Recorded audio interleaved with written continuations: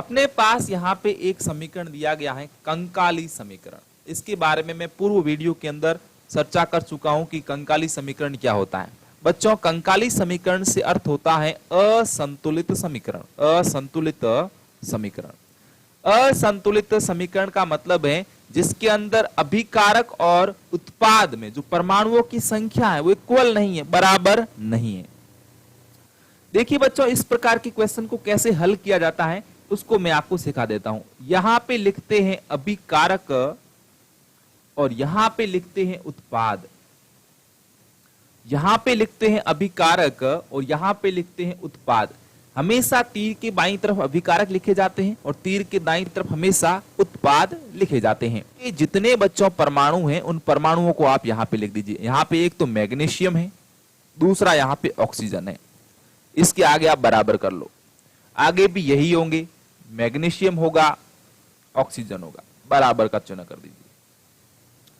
अब बच्चों यहां पे आपको करना क्या होगा कि मैग्नीशियम और ऑक्सीजन के जितने जितने परमाणु अभिकारक और उत्पाद में प्रेजेंट हैं वो आप वहां पे लिख दीजिए। मैग्नीशियम का कितना परमाणु यहां पे है? 1 है। ऑक्सीजन के कितने हैं? 2 हैं। यहां पे मैग्नीशियम का कितना है? 1 है। ऑक्सीजन का कितना है? 1 है। अब हमको संतुलित समीकरण करना है। ऑक्सीजन 2 है तो यहां पे भी हमको ऑक्सीजन कितने करने पड़ेंगे बच्चों? 2 करने पड़ेंगे ताकि इसके बराबर हो जाए, क्योंकि हमको इधर की साइड का और इधर की साइड का क्या करना है? बराबर करना है। तो O यहां पे पहले 1 था, यहां पे O पहले कितना था? 2 था।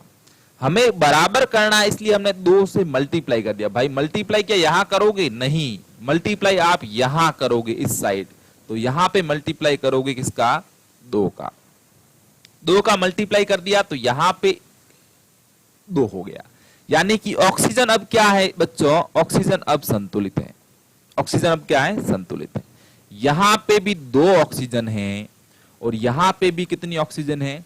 2 ऑक्सीजन है। लेकिन बच्चों एक गड़बड़ हो गया। मैग्नीशियम पहले यहां पे कितना था? 1 था।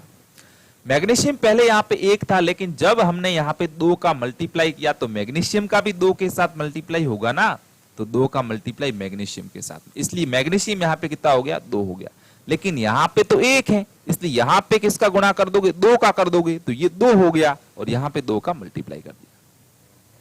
तो इस प्रकार से बच्चों जो पहले का समीकरण था और इस समीकरण में कितना चेंजेस आ गया है। पहले समीकरण अपने पास क्या था?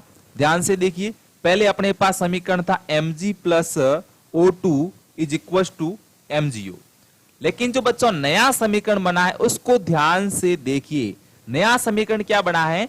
नया समीकरण बना है 2Mg plus O2 is equal to 2MgO।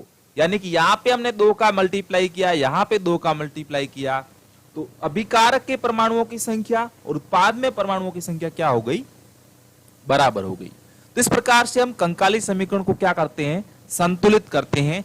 ये भी एक मेथड है। ये हमने किस मेथड से अभिक्रिया को संतुलित किया? तो यहां पे हमने जिस मेथड से अभिक्रिया को संतुलित किया उसका नाम है hit and trial method. Hit and trial method.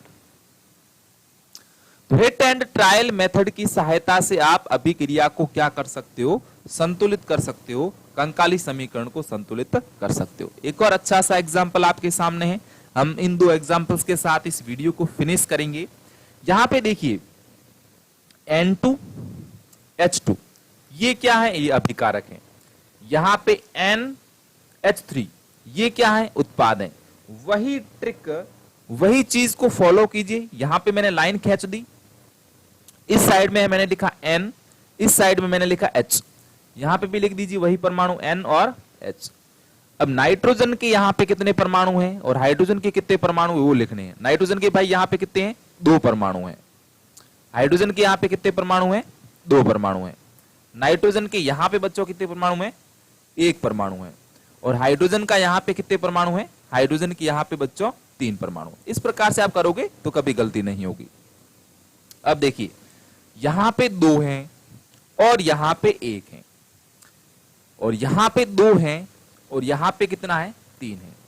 जब कभी भी बच्चों समान परमाणु पर 2 और 3 आए। ध्यान रखना, मैं ट्रिक बता रहा हूं, इस ट्रिक को अगर फॉलो करोगे तो जिंदगी में कभी भी आपका समीकरण गलत नहीं होगा। आप हमेशा रासायनिक समीकरण जो है अच्छी तरीके से संतुलित कर पाओगे। ध्यान देना, अगर बच्चों समान परमाणु 2 और 3 की अवस्था में आए, यहां पे 2 आ रहा है, यहां पे 3 आ रहा है, यहां पे भले ही 2 आ जाए, भले यहीं पे 3 आ जाए, दोनों साइड में 2 या 3 अभिकारक या उत्पाद किसी में भी हो तो आप कुछ भी नहीं करोगे। 3 का मल्टीप्लाई 2 के साथ कर दोगे और 2 का मल्टीप्लाई 3 के साथ कर दोगे। देखिए, इसका मल्टीप्लाई हमने कर दिया 2 के साथ में, इसका मल्टीप्लाई हमने कर दिया 3 के साथ में, कितना हो गया? 3 दूनी 6, 3 दूनी 6। तो हाइड्रोजन जो है वो कितने हो गए? 6 हो गए। तो यहां पे जो ये हाइड्रोजन था वहां पे हमने कितने का मल्टीप्लाई कर दिया? तो यहां पे हमने 2 का मल्टीप्लाई कर दिया। यहां पे जो हाइड्रोजन था यहां पे हमने किसका मल्टीप्लाई किया? 3 का मल्टीप्लाई किया। इस प्रकार से हाइड्रोजन के तो कितने हो गए बच्चों? हाइड्रोजन के यहां पे 2, यहां पे 3, मल्टीप्लाई कितने कर दिए? 6 कर दिए। यहां पे 3, यहां पे 2, मल्टीप्लाई कितना हो गया? 6 हो गया। यानी कि हाइड्रोजन अभिकारकों में परमाणुओं की संख्या हाइड्रोजन की कितनी है? 6 है।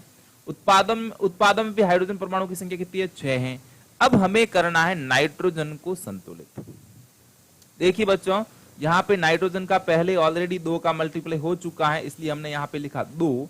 और यहां पे जो नाइट्रोजन है इसका मल्टीप्लाई भी कितने के साथ करेंगे? 1 के साथ करेंगे तो 2 का हो जाएगा। 1 का मतलब है कुछ भी नहीं करना है। तो यहां पे इस प्रकार से ये रासायनिक अभिक्रिया बच्चों क्या हो गई? संतुलित हो गई। तो पहले में और अब में कितना चेंजेस है? 2 जगह पे हमने चेंजेस किया है। बस ये चीज ध्यान रखना, अगर कहीं पे भी 2 आए तो उसके साथ में 3 का मल्टीप्लाई, और कहीं 3 आए उसके साथ 2 का मल्टीप्लाई। ध्यान क्या रखना है? समान परमाणु जो है वो 2 और 3 होने चाहिए। अगर 2 और 3 नहीं है तो वहां पे ये जो कंडीशन है वो अप्लाई नहीं होगी। और इसके साथ ही हमने पढ़ा रासायनिक अभिक्रिया को संतुलित करना। नेक्स्ट वीडियो जब भी आएगी उसके अंदर हम नेक्स्ट टॉपिक लेंगे। आज की क्लास में इतना ही, धन्यवाद।